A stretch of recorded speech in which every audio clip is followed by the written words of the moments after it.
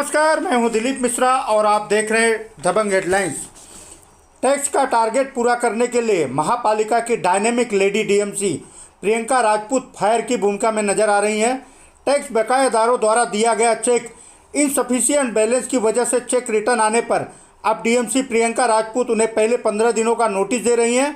उसके बावजूद टैक्स पे नहीं करने वालों पर 138 के तहत चेक बाउंस का केस करने वाली हैं, जिसकी शुरुआत आज से शुरू हो चुकी है। इसके अलावा अभय योजना के नाम पर शहरवासियों को भ्रमित करने वाले नेताओं को डीएमसी मैडम ने स्पष्ट कहा है कि इस बार अभय योजना लागू नहीं होगी, इसलिए शहरवासी बिना भ्रमित हुए अपना टैक्स भरकर शहर के विकास में अपना योगदान दें। इस विषय में डीएमसी राजपूत मैडम ने क्या कहा, आइए आपको दबंग हेडलाइंस के माध्यम से हम दिखाते हैं। ऐसा है कि उल्लासनगर महापालिका का अपना जो टैक्स डिपार्टमेंट है, प्रॉपर्टी टैक्स, तो प्रॉपर्टी टैक्स के सिलसिले में जो टैक्स पेयर्स है उन्होंने कुछ चेक दिए हैं और वो उसमें से बहुत सारे चेक बाउंस हो जाते हैं। कोई ना कोई रीज़न होता है बाउंस करने का, बट ज़्यादातर देखा गया है कि चेक बाउंस इसलिए होते हैं क्योंकि उनके अकाउंट में फंड्स इनसफिशिएंट रहते हैं। तो और इसका हमने ऑब्ज़र्व किया है कि इनसफिशिएंट बैंक का ही चेक देने की टेंडेंसी ज़्यादा है लोगों में। तो उनको ये बताया कि आज तक अप्रैल से लेके ये साल में 193 चेक्स बाउंस हो गए हैं। तो हमने last in the month of February only हम लोग ने शुरू किया है कि जिनके चेक बाउंस होते हैं उनके खिलाफ निगोशिएबल इंस्ट्रूमेंट एक्ट 1881 जो है उसके सेक्शन 138 के अंडर केसेस करना हमने शुरू किया है। एक केस, पहली केस जो है मेरे ख्याल से उल्लासनगर के इतिहास में पहली केस होगी, या मे भी कुछ सालों से तो ऐसी कोई केस हुई नहीं थी। ये अपनी पहली केस गिनी जाएगी जो हमने लास्ट वीक में फाइल की है। 30,000 रुपीज़ का एक चेक था जो बाउंस हो गया था। और ये हफ्ते में मतलब अभी मेरे सामने 2 फाइल्स पड़ी है जिसमें एक 5 लाख का और एक 2.5 लाख का चेक भी है जो बाउंस हो गया है, और उसको भी हम उसके ऊपर केस करने वाले हैं। मैं आपको बताऊं कि हम जब भी केस बाउंस होता है हमें इंटीमेशन मिल जाती है हमारे अकाउंट्स CFC से, तो हम पहली चीज़ तो ये करते हैं, एज़ पर लॉ हम उनको 15 दिन की नोटिस देते हैं बाकायदा, कि ये नोटिस में लिखा होता है कि आपका चेक ये रीज़न से बाउंस हो गया है, तो आप कृपा करके ये पैसे अभी भर दीजिए। लेकिन 15 दिन की नोटिस के बाद भी अगर लोग पैसे नहीं भरते हैं तो हमारे पास फिर दूसरा रास्ता नहीं होता है और हमें ये केस करना ज़रूरी हो जाता है। तो अभी हाल ही में आपने भी न्यूज़ में सुना होगा कि एक बड़े नेता जी को भी कोर्ट ने 1 साल की सज़ा सुनाई है चेक बाउंस केस में, और फाइनेंशियल पेनल्टी भी है। मैं आपको बताऊं कि under section 138 of negotiable instrument act अगर चेक बाउंस होता है तो under this it is a criminal offence, और उसका पनिशमेंट ये है कि there can be 2 years imprisonment, 2 साल की कैद, या फिर मॉनेटरी पेनल्टी है, financial penalty, that can go up to double of the amount of cheque. मतलब सपोज ये 30,000 का चेक है तो 60,000 तक का जुर्माना उनको हो सकता है। तो मेरी विनती है सभी टैक्स पेयर को कि आप चेक का पेमेंट करें या कैश पे करें, डीडी पे करें या RTGS भी करें, लेकिन आप अपना चेक अगर आप दो तो प्लीज़ आप वो बाउंस मत कीजिए। मैडम, अभय योजना के लिए लोगों को मिसगाइड किया जा रहा है, इस विषय में क्या कहना है? जी, मैंने देखा है कि कुछ लोग मिसगाइड कर रहे हैं यहाँ के टैक्स पेयर को, क्योंकि मैंने अभी देखा कि टैक्स पेयर्स टैक्स पे करने को भी तैयार है।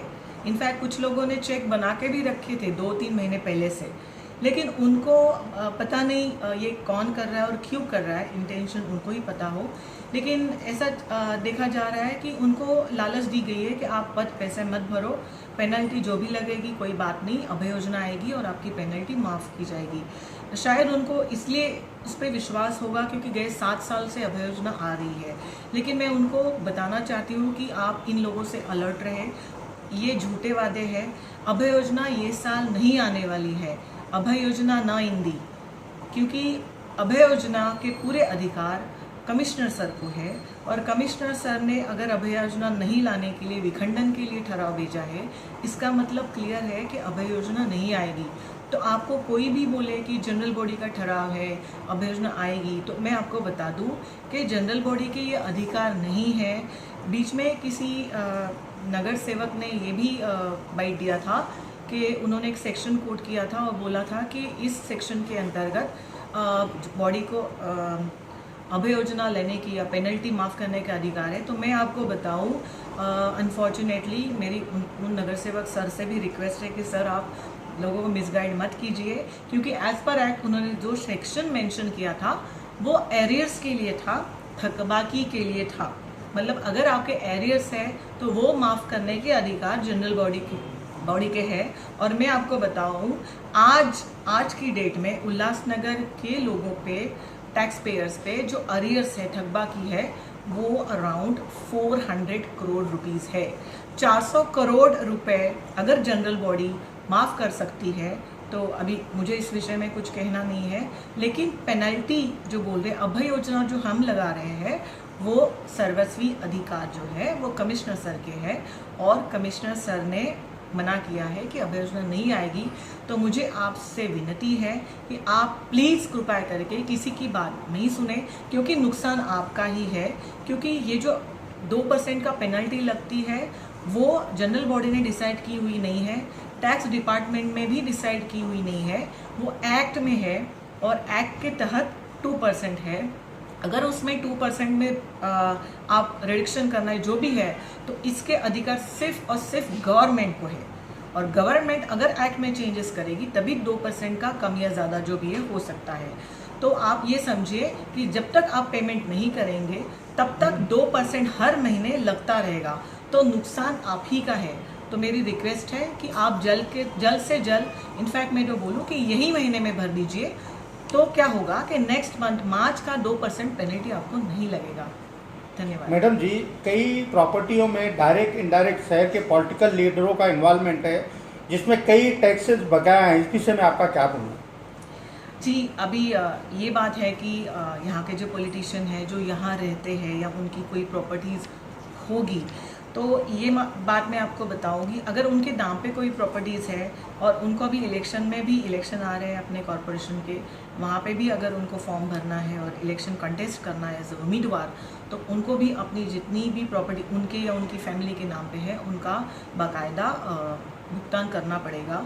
और अगर उनके नाम पे कोई प्रॉपर्टीज़ नहीं है और शायद उनका भी यही अभय योजना का वो इसीलिए बवाल कर रहे हैं कि उनकी प्रॉपर्टीज़ का भी उनको टैक्स नहीं भरना पड़े, तो मुझे लगता है कि ये उनकी गलतफहमी है और उन्होंने ऐसा नहीं करना चाहिए।